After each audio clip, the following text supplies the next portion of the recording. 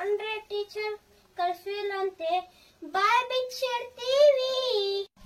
Charge ಇತ್ತೆ ನನ್ body down ಆಯ್ತು ಸ್ಕೂಲ್ ನೋಡಿ, ಹಾಗಿತ್ತೆ ಸ್ಟಡಿ ಹೊರತ ತಿಳ್ಕೊಂಡ್ರೆ.